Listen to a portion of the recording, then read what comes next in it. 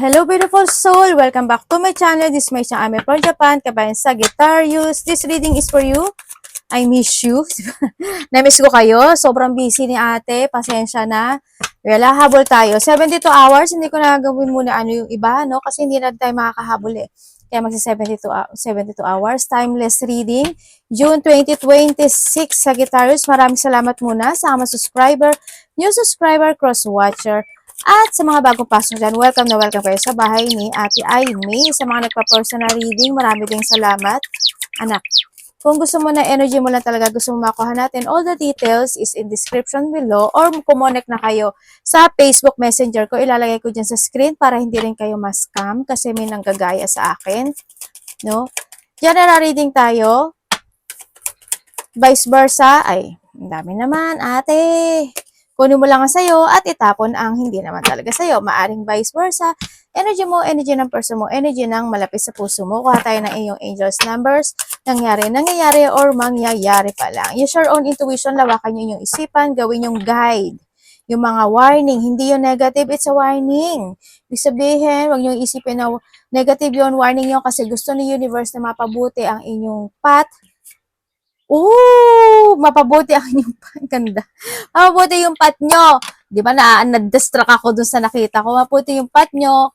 Kaya kung iniisip nyo na negative yun, it's your choice, no? Hindi naman yan ibibigay sa yung warning kung gusto niya mapasama kayo. Okay? Lawakan niya yung isipan nyo.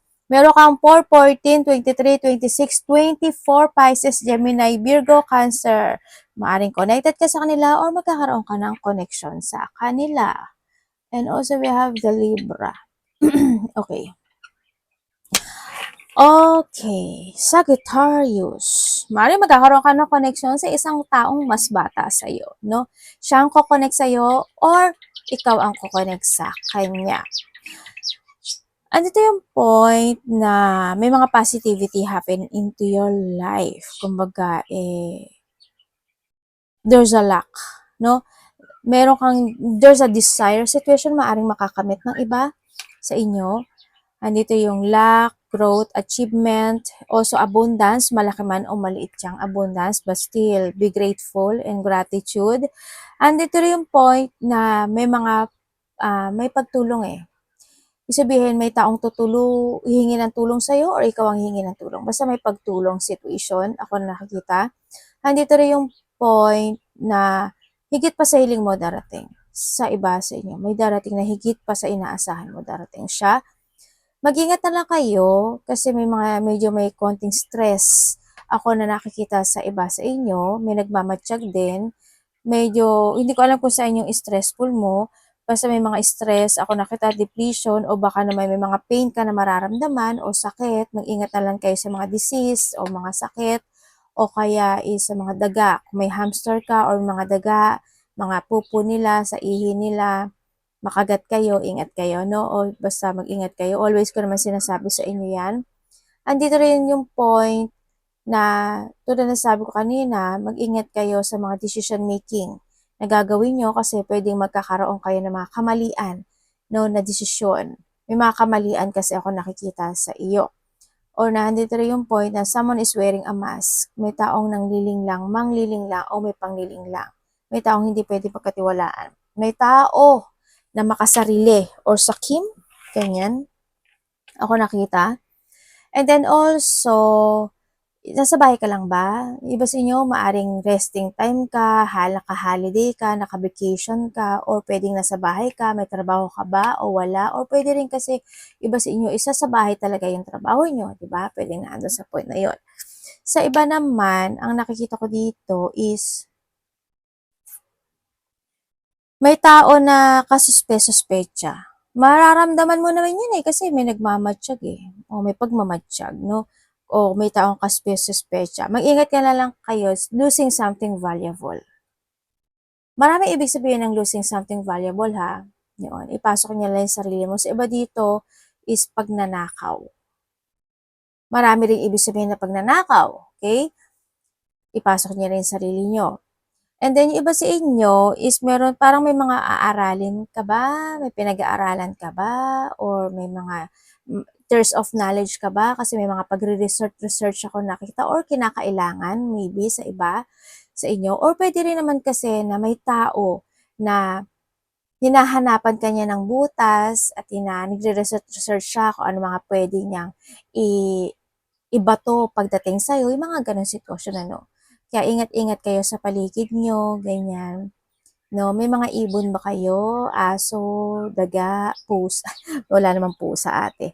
Hamster, mga ganyan. Yun, ingat na lang kayo ha. Yun. And then also, sa iba naman sa inyo, is may tao na may secret. Mahilig kayo sa kape? Yung sa iba sa inyo, mahilig kayo sa kape, no? Kaya kayo nininervous joke. Okay, handa yung point na yun. Sa iba sa inyo nagkakaroon, may mga challenge ka na pagdadaanan, ano, sa iba sa inyo. And then, handito rin yung point na you want to structure something into your life, pero nadidelay siya, or madidelay, or magkakaroon ng mga delay situation in some aspect of your life, no? Pwedeng nando sa point na yon. Or nahandun din yung point na yung iba sa inyo is someone's they put boundaries. Maybe you put boundaries or someone putting a boundaries pagdating sa iyo, or sa iba sa inyo is magkakaroon ka daw ng limitasyon or lilimitahan mo yung sarili mo.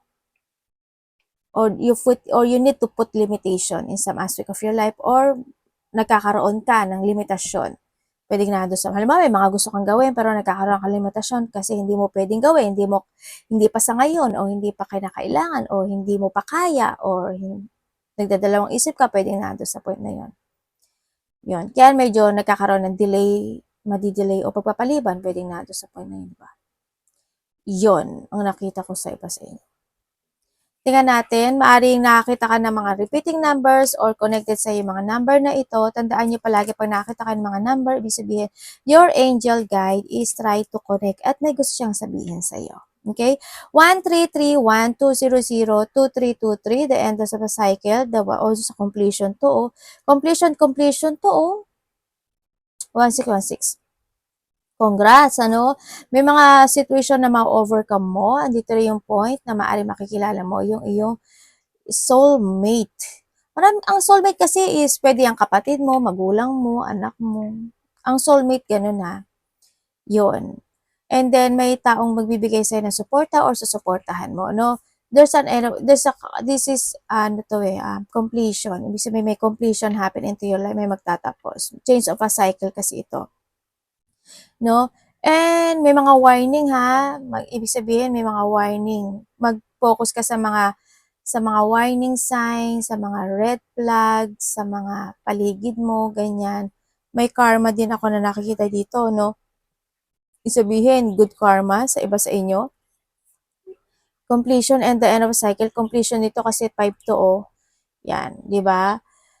May tao makipag-communicate sa'yo, 2 hanggang 3 ang nakikita ko sa'yo dito, and may mga bagay na kailangan pag-ingatan, no? May mga sabi ko sa'yo, may stress and depression ka sa iba sa inyo. And we have the 1331, the good fortune. Congrats, Sagittarius. Uy, may mag-advise, may mag-a-advise daw sa'yo, may tao na they want to comfort you o kaya is ikaw ay mag-comfort sa kanya, major changes happen, and individuality, independence, have faith. Also, the 1 is the new beginning, no? The 1 and 3 is you, this is you. Kumbaga, andun yung point na kailangan mag-focus sa sarili mo, kailangan mag-focus sa family mo, kailangan mag-focus sa mga bagay na gusto mong buuin sa sarili mo, mga ganon. You need to think to the future. And dun yung point na kailangan mo mag-forward sa mga plano mo to grow. And syempre, explore na. Be adventurous, explore, take it action, preparation is needed, and also, ilaya mo daw yung sarili mo sa sitwasyon na is not worth it sa'yo anymore, no? Mga ganon. Or the 4 is the 8, also, ikaw pa rin na lumalabas, your choices, no?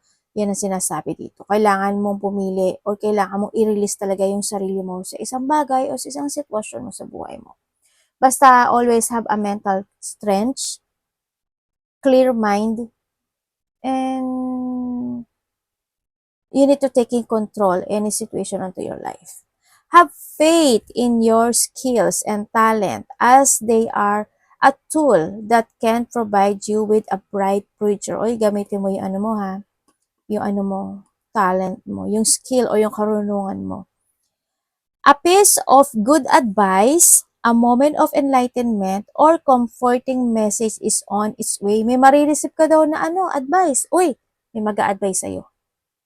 Makinig ka doon. Everything will work out in your favor. Congrats! Kaya pala hindi si good fortune. Aayon sa'yo si universe ngayon. Diba? Congratulations. Good fortune is coming. Ay, malaga. Energy mo. Energy ni Sagittarius.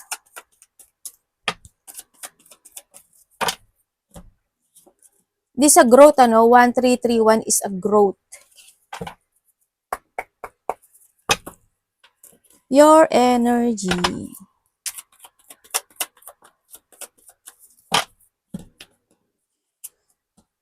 Okay, when it comes sa iyong energy, ang energy mo ngayon, sa nakikita ko sa iyo dito is, may mga bagay ka raw na iisipin. No, siguro may mga isipin ka na gusto mo mangyari, gusto mo maganap, gusto mo ma-fulfill, gusto mo ma-achieve, mga ganyan. Andito rin yung point na pwedeng may babae, no? Pwedeng may babae ka na makakausap na makakaramdam ka sa kanya ng kasiyahan or fulfillment or pwedeng may marireceive ka sa kanya. May achievement kasi ako nakita. Yun. Sa iba naman sa inyo, andito yung point na may mga bagay ka raw na iisipin.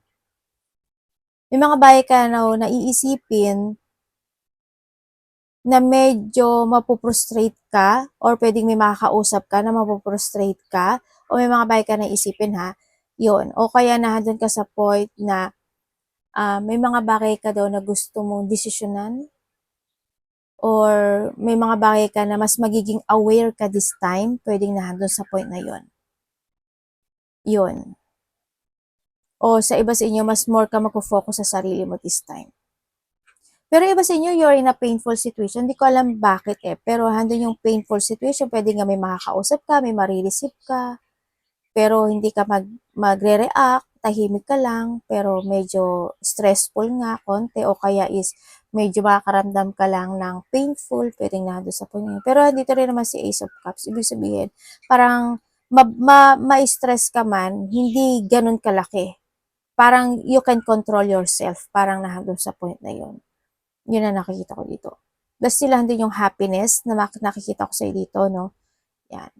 Pwedeng may tao na makakausap mo or may tao na makapagbibigay sa iyo para maging masaya ka. Pwedeng nandun sa point na yun. Tingnan natin ang parating sa iyo. Parating kay Sagittarius.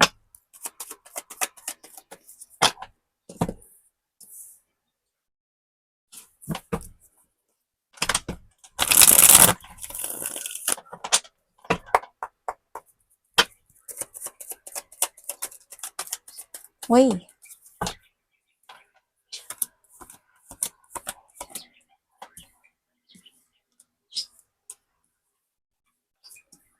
Uy, may ano ka oh. Ay.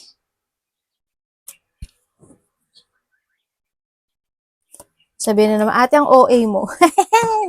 Masanay na kayo. OA talaga at maarte si ate. Para yung mga sabi ko sana yung mga taga Virgo no? Parang baryo lang yan ate. Oo, yung mga taga Virgo, ganun din sinasabi sa akin. Ang arte ko daw. Diyos ko naman, hindi na nasanay. Hello. Masanay na kayo ha. Yung mga ano dito ha, yung mga bagong pasok, masanay na din kayo. Maarte po talaga ako. At OA, okay? Happy? Happy? Parang si Ogie lang no? Ogie Diaz. Okay. Ang parating sa iyo, kasi may nakita kong may hindi pagkakasundo, ano? Yeah, may nakita ko hindi pagkakasundo, pag-aaway, galit, tampuhan, or medyo may struggle situation. This time, pwede kasi siya sa relasyon, pwede siya sa family, pwede siya sa mga nasa paligid mo, kasama sa trabaho, mga ganyan.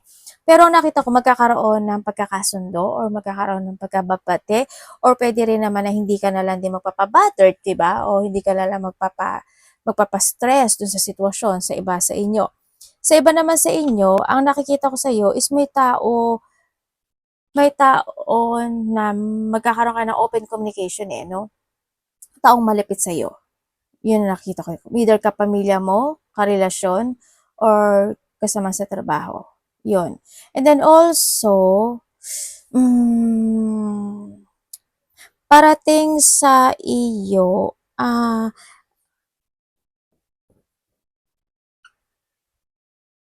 bakit may devil ba dito? Visit na to. May devil? Alam mo, may devil kasi ako nakikita. Ibig sabihin dito, when it comes to a devil, may tao dito na makasarili sa Kim. Meron din ako nakitang pag-aaway related to a territorial. Ganyan, may mataas ang ego.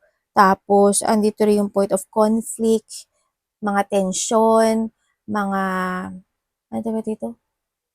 Agreement,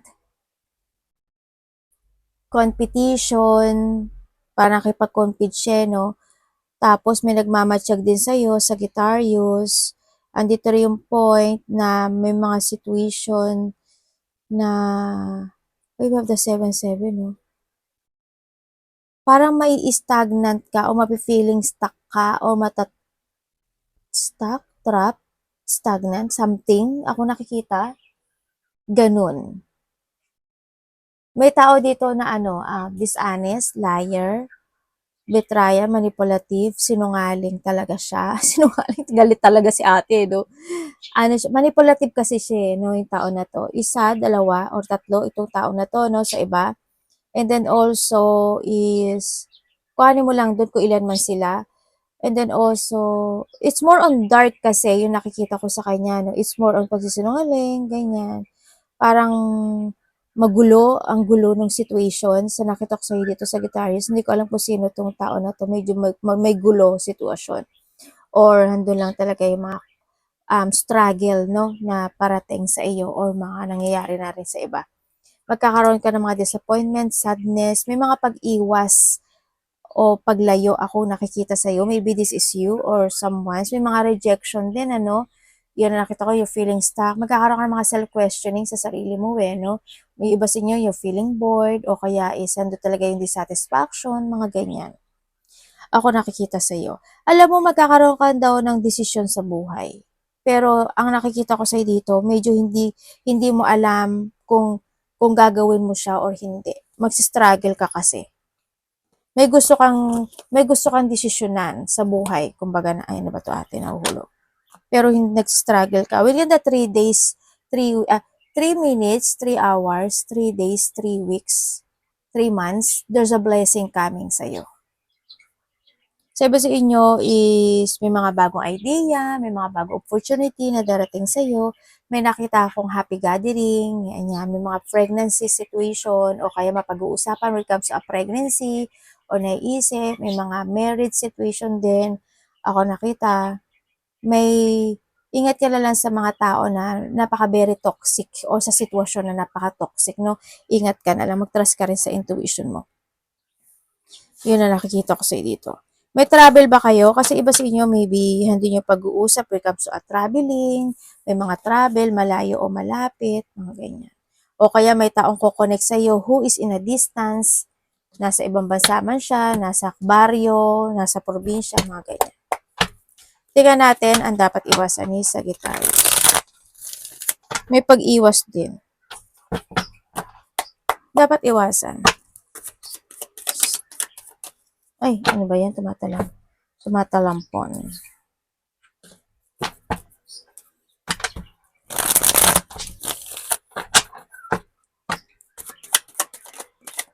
Ba yan, ate? Okay, dapat mong iwasan. Ay.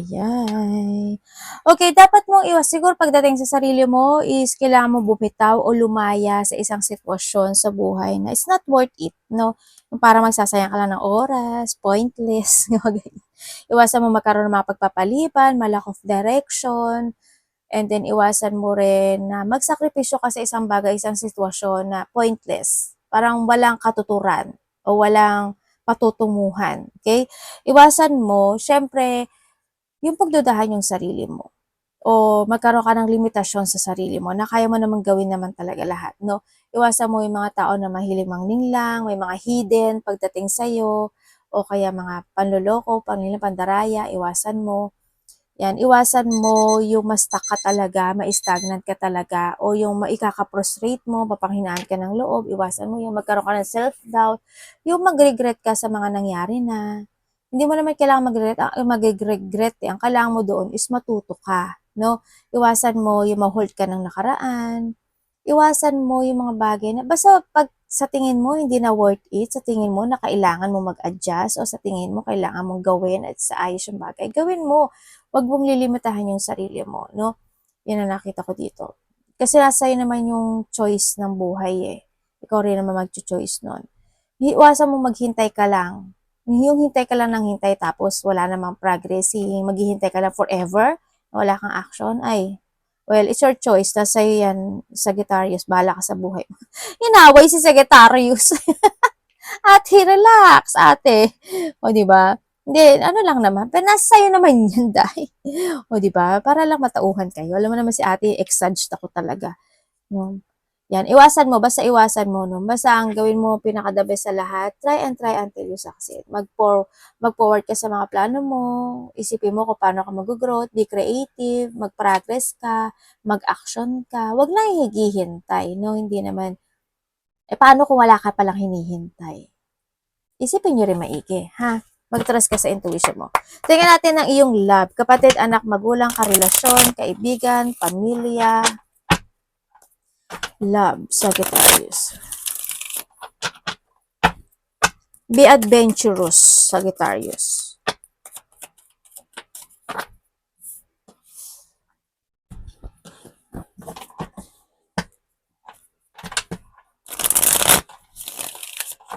Sa love.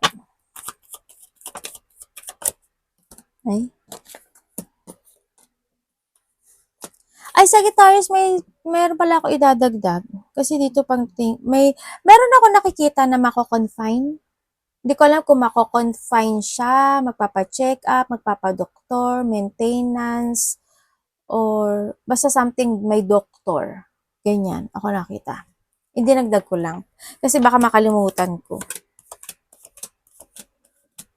Kanina ko pa sana sasabihin. Buti naalala ko pa. Ika siguro nung ano ko, oy, baka makalimutan mo. Di ba? Pinahabol pa. Okay, kung single ka, bago lang ba kayo nito? Kung single ka, Mari, may nakakausap ka? Ano, LDR ba kayo? Or nakakausap mo siya kung nasang bansa man siya o sang probinsya o lugar man siya? Sigurado ka na ba dyan sa nakausap mo? Ingat ka na lang, ano? Maaaring sa iba sa inyo, itong tao na to, either may karelasyon na siya o pamilyado to, no? Sa iba sa inyo. Pwede rin na separated siya. Or maybe this is you. Ang nakikita ko kasi dito, may mga bagay, mararamdaman mo to, may mga bagay siya na iiwasan niya pag nakipag-usap ka. Mararamdaman mo yun. Halimbawa, iba yung tanong mo, iba naman yung sagot niya. Yung tanong mo, tapos iba yung sagot niya. May mga pag-iwas. Mararamdaman mo yun na mayroon siyang tinatago.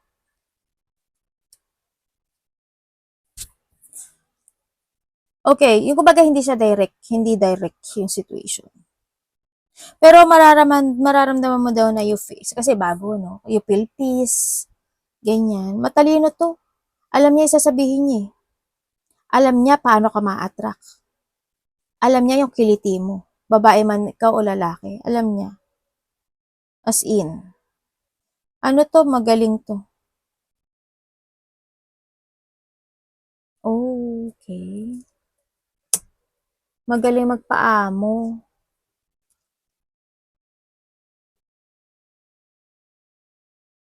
Ay, ganun. Pero may something, ano basta ganun, may something sa kanya. Okay, kung kayo naman is nagkahiwalay nitong tao na ito, yes, nagkaroon ng paghihiwalay kasi ano yung pagsisinungaling. Pwede rin kasi na itong tao na to is as in, ng ibang mundo na, di ba? Yun. O pwedeng sa iba, kung hindi man siya ng ibang mundo, eh, nandito talaga yung pagsisinungaling sa iba sa inyo. No, kumbaga isa rin sa inyo kasi na sobra na ring napagod, kaya na umalis, ganyan. Yan, medyo napagod na raw siya or ikaw yung napagod. No, ang nakikita ko dito sa kanya is okay naman siya sa nakikita ko sa ngayon, pero may sinasabi kasi siya dito na gusto niyang bumalik, gusto niya ng renewal at gusto niya pa ng isang pagkakataon. Yung iba ha, ganun na nakikita ko dito ha. Yun, nagkaroon ng third party relationship sa iba.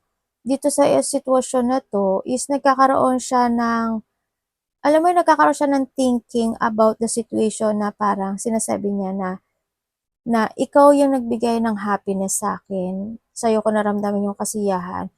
I think ikaw yung tao na bigay sa akin ni universe or ikaw yung the right person or yung ideal person na sinasabi niya. Or hindi yung point na sinasabi ng iba dito na may unfinished business siya pagdating sa'yo. Ibig sabihin, hindi pa siya tapos sa'yo, no? Or vice versa. Kasi may gusto niyang bumalik. They feel sorry. Yun ang nakikita ko dito. Kung kayo naman is may third party relationship na hindi makinagkahiwalay, maaaring naghahanap ko pa talaga ng tamang ebidensya no, sa iba sa inyo. Pero nasa sa'yo naman yung choice na yun. Maghanap ka man na, kung alam mo naman na meron na. No? Yun. Well, choice mo pa rin. Baka rin kasi iba sa inyo, no? Kung third party ka or may third party talaga sa relasyon na ito, is very independent kasi yung isa dito sa sitwasyon. You putting your effort pagdating sa connection, your love, at pag-aalaga.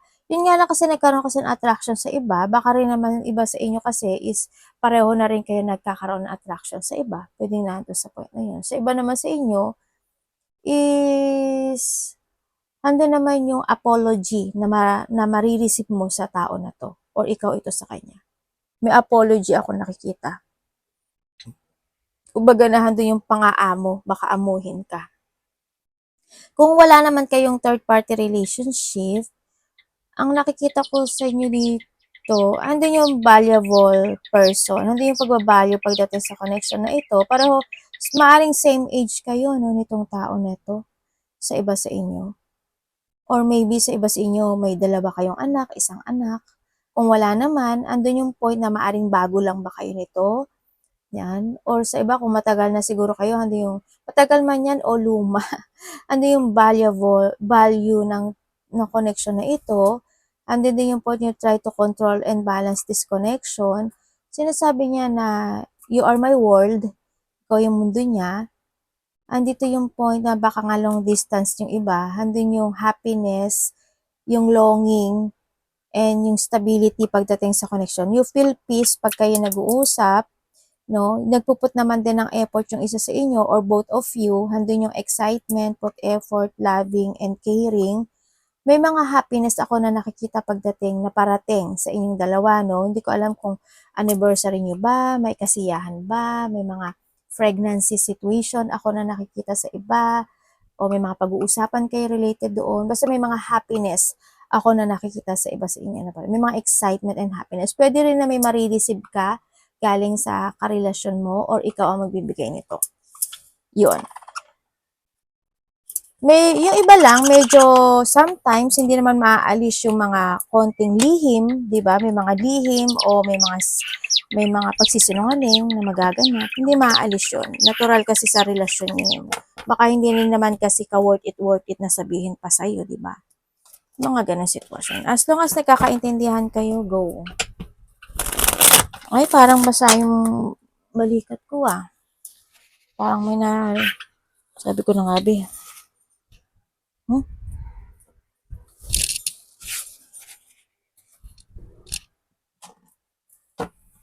Tingnan natin yung money mo, Sagittarius. Pwede din yung karelasyon mo dito, mas bata sa'yo or same kayong bata, ano. Ganyan. Pero may lihim kasi ako nakikita eh. O medyo baka may masikreto lang talaga ang isa sa inyo, no? Bata ka man, o baka naman hindi bata, immature, no? O kaya they feeling young, mga ganyan. Isa sa inyo feeling young, mga ganyan. Your money.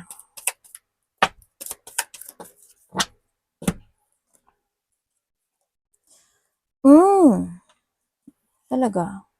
Okay, pagdating sa iyong money. Sa money mo, may mga biglaang magaganap o mangyayari daw. Siguro may mga biglaang money and trabaho to, may mga biglaang gastos, ganyan. May mga biglaang excitement, may mga biglaang kasi may mas bata ako nakikita, baka may batang hihingi sa'yo ng ano, kakausapin ka, 'di ba? Gano'n. Sa money mo and trabaho, medyo may konting ano lang, frustration, ganyan. Medyo may konti sigurong magkakaroon ka ng problema sa trabaho or sa pera mo. Yun ang nakikita ko sa'yo dito. Medyo stagnant kasi yung pera mo. Hindi ko alam kung bakit Sagittarius, medyo bigla siyang nag-stagnant or pwede rin kasi na nito yung point na may mga sitwasyon na magtatapos na or kailangan tapusin para hindi siya ma-stagnant, no? Or kasi magkakaroon daw ng transformation to. May mga sitwasyon daw na parang wala kang magawa or siguro may mga gusto kang gawin, pero wala kang magawa, pwedeng nandun sa point na yun. May mga bagay ka na gusto mo isaayos pero hindi mo magawa, pwedeng nandun sa point na yun. Yun ang nakikita ko dito. Ingat na lang kayo pagdating sa pera nyo, no? Baka hindi rin kasi baka rin kasi it's more on stagnant itong nakikita ko dito. Pero ang sinasabi dito, may mga bagay daw kayo na kailangan yung baguhin. May mga bagay kayo na kailangan mo um, i-renew. Kumbaga, andun yun nga, change, at saka gamitin mo daw yung idea mo na kailangan mo may mga bagay ka dapat na i-pursue. Tapos magkaroon ka daw ng clarity. Ang sinasabi, and be creative. Ayun ang sinasabi dito. Baka hindi ka nakikilos naman kasi. Diba? O kaya naman nakikilos ka, baka naman na go, go, go ka lang. Diba? Pag-isipan mo maigi rin. No, kung sa aling sitwasyon ang ano. Kailangan mo rin kasi ito is paninindigan. And you need to protect your money, yourself, or yung sa trabaho mo, no? Yun. Baka iba rin sa inyo, baka maging busy rin kayo, di ba? O hindi pala, di ba?